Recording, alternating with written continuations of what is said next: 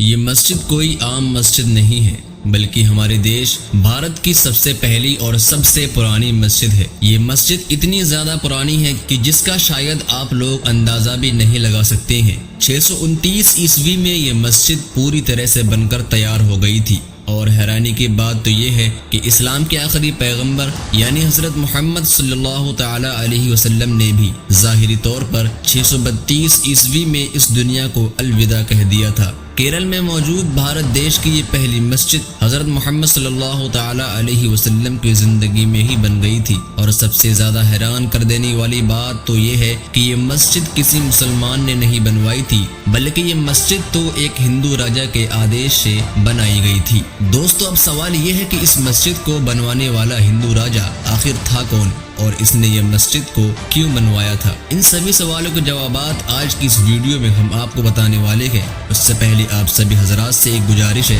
کہ سب سے پہلے آپ ہماری اس ویڈیو کو ایک لائک ضرور کر دیں، اور ابھی تک آپ نے ہمارے چینل کو سبسکرائب نہیں کیا ہے تو پلیز ہمارے چینل کو سبسکرائب ضرور کر لیں۔ دوستو، اس طرح کے تمام سوالوں کے جواب ہمیں جاننے کے لیے آج سے لگ بھگ 1400 سال پیچھے جانا پڑے گا۔ دوستو، یہ اس دور کی کہانی ہے کہ جب عرب میں اسلام دھرم بڑی تیزی کے ساتھ پھیلنا شروع ہو چکا تھا۔ دنیا کے کونے کونے سے لوگ لمبا سفر طے کر کے عرب کے شہر مدینہ پہنچ رہے تھے، اور مدینہ میں اسلام کے آخری پیغمبر حضرت محمد صلی اللہ تعالی علیہ وسلم کے ہاتھوں پر اسلام قبول کر رہے تھے۔ اسی دور میں ہمارے بھارت دیش کے ساؤتھ کے ایریا میں، یعنی آج جہاں پر کیرلا موجود ہے، یہاں پر چیرامن پیرومل نام کے ایک راجا کا راج ہوا کرتا تھا، جو لوگوں کی نظروں میں بہت ہوشیار اور بہادر مانے جاتے تھے۔ ان کے بارے میں اتہاس کار لکھتے ہیں کہ ایک بار رات کے وقت راجا چیرامن پیرومل اپنی رانی کے ساتھ اپنے محل کے باہر گھوم رہے تھے۔ ایک دم سے راجا چیرامن پیرومل کی نظر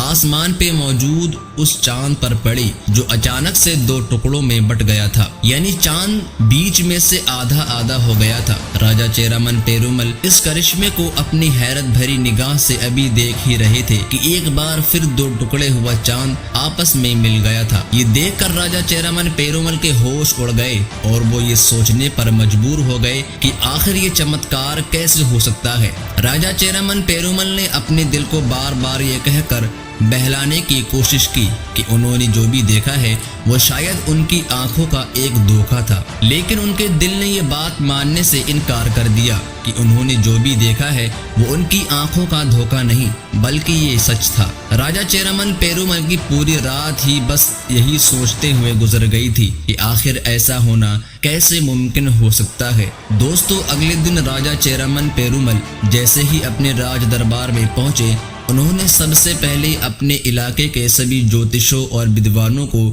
بلانے کا آدیش جاری کر دیا، اور انہوں نے سبھی بدوانوں کے سامنے اپنی رات والی اس گھٹنا کا ذکر کر دیا جو ان کے ساتھ ہو چکی تھی، اور ان سے کہا کہ مجھے بتائیے کہ رات میں نے جو دیکھا ہے آخر اس کا کیا مطلب ہوتا ہے۔ لیکن سبھی بدوان اور جوتش مل کر بھی راجا چیرامن پیرومل کی اس کہانی کا جواب نہ ڈھونڈ سکے، اور راجا چیرامن پیرومل کی یہی بے چینی پہلے کی طرح ہی برقرار رہی۔ دوستو، آپ کو بتاتے چلیں کہ عرب کے تاجر یعنی عرب کے ویاپاری بھارت میں اسلام دھرم کے آنے سے بھی بہت پہلے سے آیا کرتے تھے۔ پوری دنیا کی طرح عرب کے لوگ بھی بھارت آ کر بھارت کے قیمتی اور مشہور مسالوں کو خرید کر عرب لے جایا کرتے تھے، اور اپنے عرب میں جا کر ان مسالوں کو اور زیادہ مہنگا کر کے بیچا کرتے تھے۔ لہٰذا جن دنوں راجا چیرامن پیرومل اس بات کو لے کر پریشان تھے کہ آخر چاند دو ٹکڑے کیسے ہو سکتا ہے، انہی دنوں عرب کا ایک بڑا قافلہ مالابار کے تٹ پر پہنچا،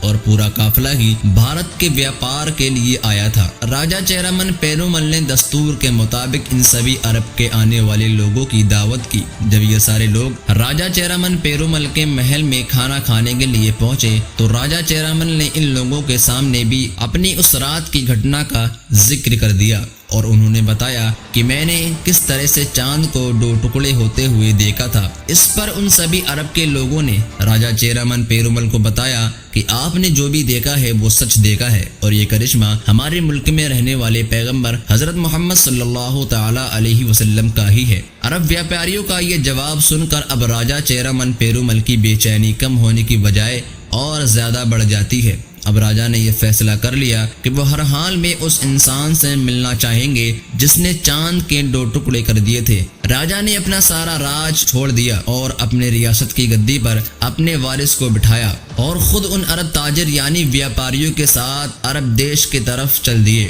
عرب پہنچ کر راجا کی ملاقات حضرت محمد صلی اللہ تعالی علیہ وسلم سے ہوئی۔ راجا نے پیغمبر اسلام سے وہ سارے سوال کیے جو ان کے من میں پیدا ہو رہے تھے اور انہیں بار بار پریشان کر رہے تھے۔ پیغمبر اسلام حضرت محمد صلی اللہ تعالی علیہ وسلم سے مل کر اور ان کے سارے جواب سن کر راجا کے من کو شانتی ملی اور انہوں نے فوراً اسلام کو دھرم قبول کر لیا۔ اسلام دھرم اپنانے کے بعد راجا چیرامن پیرومل کچھ وقت تو عرب میں ہی رہے، لیکن پھر کچھ وقت کے بعد جب پیغمبر اسلام حضرت محمد صلی اللہ تعالی علیہ وسلم کی طرف سے انہیں یہ حکم دیا گیا کہ تم بھارت میں جا کر اسلام کی تبلیغ کرو، تو انہوں نے بھارت واپسی کا فیصلہ کرنا پڑا۔ بھارت واپس آتے وقت انہیں راجا چیرامن پیرومل کے ساتھ ملک بن دینار کے علاوہ محمد صلی اللہ تعالی علیہ وسلم کے اور بھی کئی صحابی موجود تھے۔ یہ سبھی لوگ اس ارادے کے ساتھ نکلے تھے کہ جلد ہی مالابار کے تٹ پر ان کی کشتیاں پہنچ جائیں گی، لیکن اتہاسکار لکھتے ہیں کہ بدقسمتی سے راجا چیرامن پیرومل راستے میں ہی بیمار ہو گئے تھے۔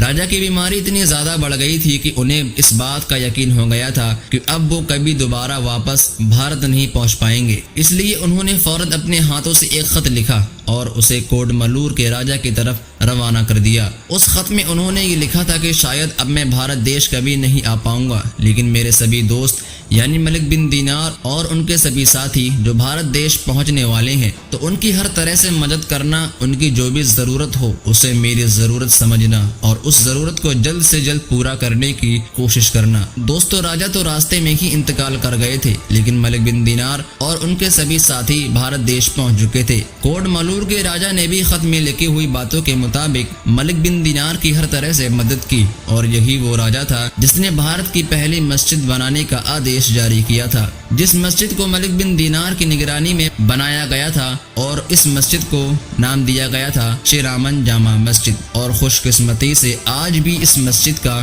یہی نام ہے، یعنی اس مسجد کا نام بھی بھارت کے پہلے مسلمان کے نام پر رکھا گیا تھا۔ فی الحال دوستو، آج کی ہم اپنی ویڈیو کا یہیں پر اختتام کرتے ہیں، ملتے ہیں اگلی ویڈیو میں انشاءاللہ۔ خدا حافظ۔